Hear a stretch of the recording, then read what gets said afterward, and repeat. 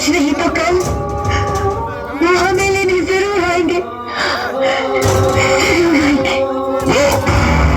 वो हिंदुस्तानी यहाँ आएगा, वो जट हमारा दुश्मन जिसने हम लोगों का खून बहाया, वो हमारे वतन में हमारी सरजमीन पर आएगा। कीजिए, अमृतसर से दिल्ली आकर हमारी जेबें खाली हो गई हैं। मेरा घर बार, मेरा बच्चा, हम सब रुल गए हैं। ओफो, तो फिर आ गया सर खाने। इकबाल साहब, ये क्या रोज रोज का तमाशा बना रखा है तूने? तमाशा तो मैं बन गया इकबाल साहब।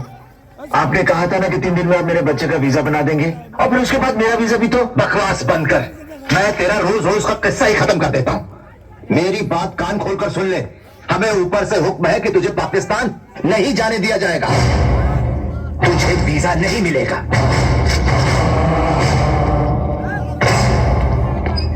इकबाल साहब, एक कागज पर मोहर नहीं लगेगी तो क्या तारा पाकिस्तान नहीं जाएगा?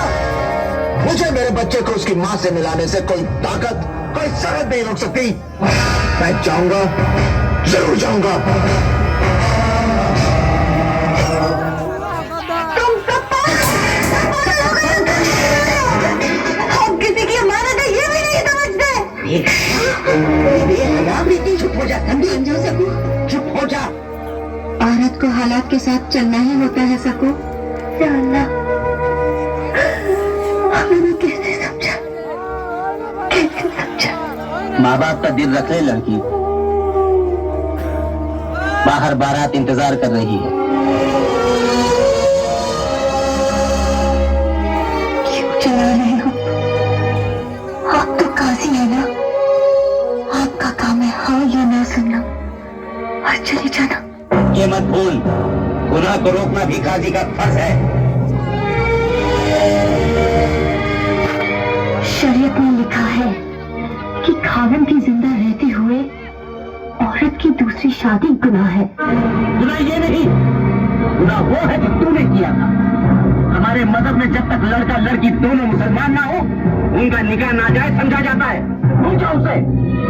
सांस जिस्म में आना भूल सकती है, सुबह निकलना भूल सकती है, आप अपने खुदा को भूल सकते हैं, लेकिन हम उन्हें भूल जाएं, नामुमकिन है ये। खुदा से डर, खुदा से अकेले तुम्हारा नहीं है काजी।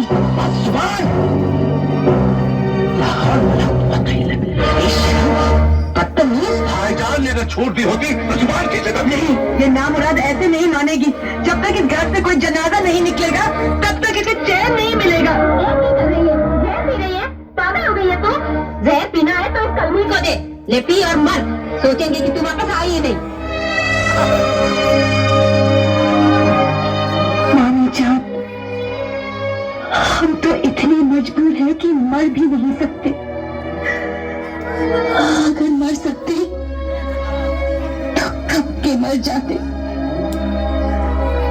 अगर हम जानते हैं कि हजारों मुसीबतें सहकर वो यहाँ आएंगे, हमें पुकारेंगे, इन आंखों को ढूंढेंगे, इन होठों को बुलाएंगे, और अगर उस वक्त हम नहीं मिले तो इतनी बड़ी बेवफाई हम उनसे नहीं कर सकते, नहीं कर सकते। वो हिंदुस्तानी यहाँ आएगा, वो मजनू और रांझे से भी बड़ा आशिक है। खुदा कसम जवानी इश्क करना छोड़ दे, ऐसी मार मारूंगा तुझे।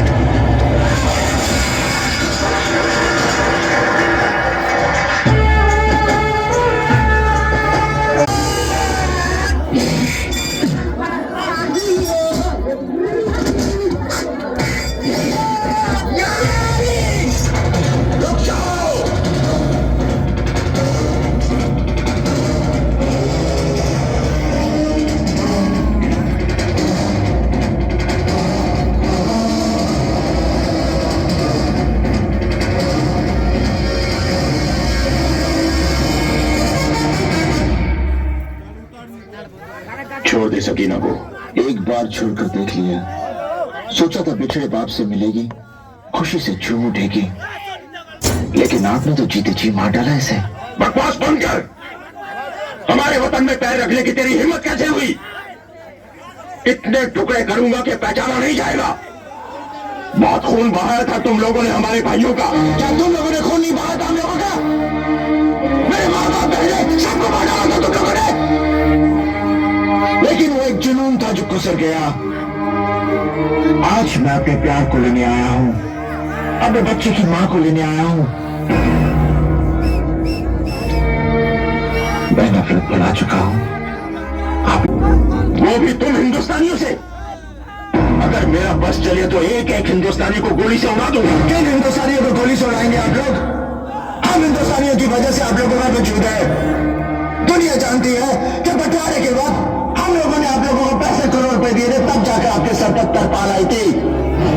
बरसात से बचने की हैसियत नहीं और गोलीबारी की बात कर रहे हैं आप लोग। पाकिस्तान की बात कर आधा कश्मीर को हमने हासिल कर लिया, एक दिन पूरा हिंदुस्तान हमारा होगा। खबरदार।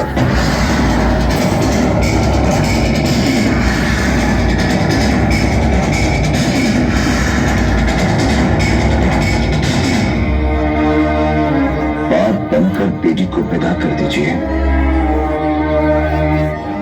इसी में सबकी भलाई है। वरना अगर आज ये जग बिगड़ गया तो सैकड़ों को ले मरेगा। मार डालूंगा तुझे। खुदा के लिए रुक जाइए। अच्छा साहब, आप हैरान हो गए क्या? आप सियासी लोग हैं, बताइए भी। मसले को बातचीत से भी हल किया जा सकता है। कलीम, इन्हें मेहमान खाने में ले जाओ। जी। अशरफ साहब, आप मेरे साथ आइए। सरफराज साहब, आप भी आइए। चलिए। काजी साहब, अगर आपने मुझे रोका नहीं होता तो खुदा कसम उस कमीने की गर्दन तो मैंने उसी वक्त काट दी होती। अशरफ साहब, गुस्सा अकल को खा जाता है। आप सियासी लोग हैं, आपकी एक छींक भी अखबार की सुर्खी बन जाती है। जरा सोचिए, अगर वो जट आपके दरवाजे पे दम तोड़ देता तो अपोजिशन के हाथ बटेर लग जाता और फिर सकीना की जान पे भी तो बना सकती थी।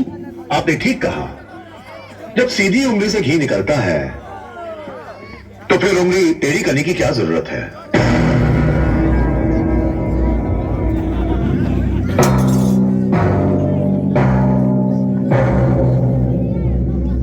तुम बिना वीजा के हमारे पाकिस्तान में दाखिल हुए हो।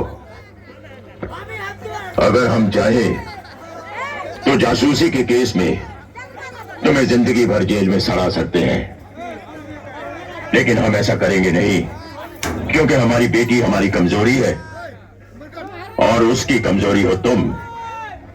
और हम इतने संगदिल बाप नहीं कि अपनी बेटी की खुशी की खातिर झुक भी ना सके। लेकिन उसके लिए तुम्हें हमारी दो शर्तें माननी होंगी। पहली शर्त, तुम्हें इस्लाम कबूल करना होगा। दूसरी शर्त, तुम्हें यही पाकिस्तान में रहना होगा। ये आप क्या कह रहे हैं? तुम्हारी खुशी के लिए हर कुर्बानी क्या सिर्फ हमें देनी होगी? अगर हम इसके सामने घुटने टेक सकते हैं, नफरत भुलाकर एक हिंदुस्तानी को अपने गले लगा सकते हैं, तो क्या ये तुम्हारी खातिर इतना भी नहीं कर सकता? अगर तुम इसके लिए हिंदू बन सकती हो तो ये तुम्हारे लिए मुसलमान नहीं बन सकता?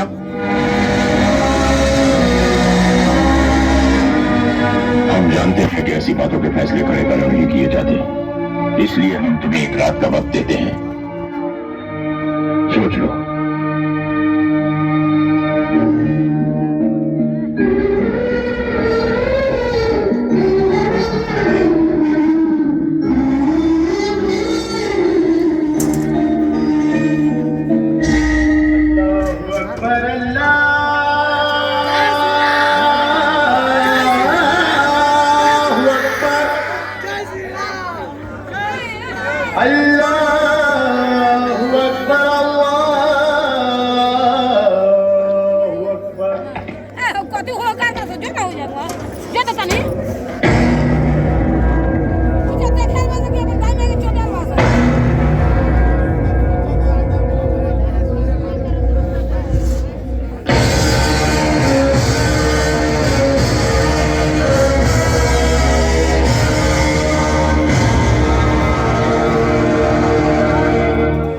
बहुत खुशकिस्मत हो तुम तारा सिंह, जो अल्लाह ने तुम्हें अपनी पनाह में बुलाया है, तुम्हें मुसलमान बनने का मौका अता फरमाया है।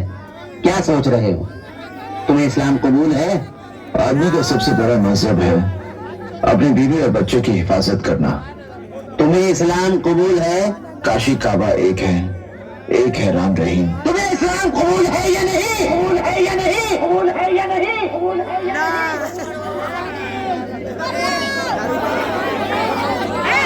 कबूल है।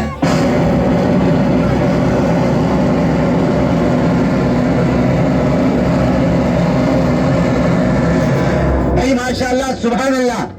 आप मस्जिद में चलकर पूरे एतमाद और एतकाद के साथ एक मिनट काजी साहब,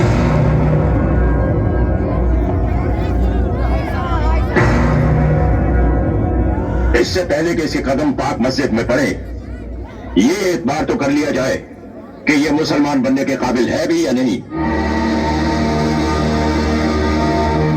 अगर तुम्हें इस्लाम कबूल है तो ठीक है, कहो इस्लाम जिंदाबाद।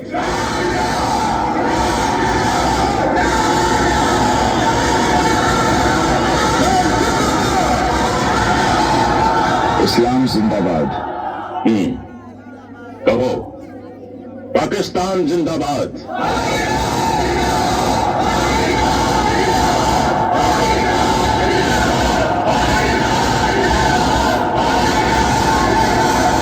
पाकिस्तान जिंदाबाद। अब बोलो हिंदुस्तान मुर्दाबाद।